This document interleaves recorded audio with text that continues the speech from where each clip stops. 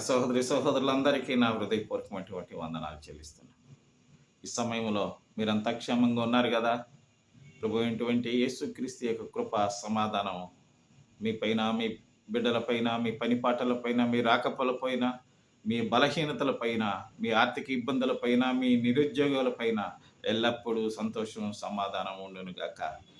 ప్రార్థన చేసుకుందాం. దయచేసి ఒక క్షణకాలం, ఒక్క నిమిషం మీరు సబ్స్క్రైబ్ చేస్తే బాగుంటుందని మనం చేసుకుంటున్నా.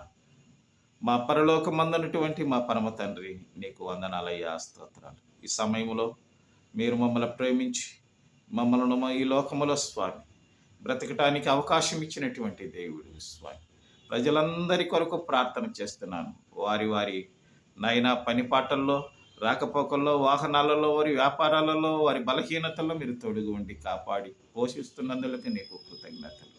నైనా మమ్మల్ని పరిపాలించే ప్రతి పెద్దవారిని, అధికారులందరినీ, ప్రధాన మంత్రులను, రాష్ట్రపతులను, న్యాయమూర్తులను స్వామి ప్రభువ, ఉన్నత పదవి మతవంటి అధికారులందరి కొరకు ప్రార్థన చేస్తున్నాను. వారికి మంచి జ్ఞానము, బలం, శక్తిని అనుగ్రహించమని కూడా ప్రార్థన చేస్తూ నైనా మరి విశేషముగా స్వామి కంటతడి చేత, నైనా మా స్వామి వేదన చేత, దుఃఖము చేత, నిట్టూర్పు చేత స్వామి బెత్తటి స్థలము లేనటువంటి బిడ్డలు, నైనా మంచి ఆరోగ్యం లేనటువంటి బిడ్డలు, నైనా మా స్వామి మా ప్రభువ కుటుంబాలతో, సమస్యలతో, నైనా వేదనలతో బాధలు అనుభవించే బిడ్డలందరి కొరకు ప్రార్థన చేస్తూ వీటన్నిటి నుంచి ఈ దినము సంతోషం, సమాధానము అనుగ్రహిస్తున్నందుకు నీకు వందనాలు చెల్లిస్తూ యేసుక్రీస్తు నామం పేరట ప్రార్థించి వేడుకుంటున్నాం తండ్రి. ఆమేన్.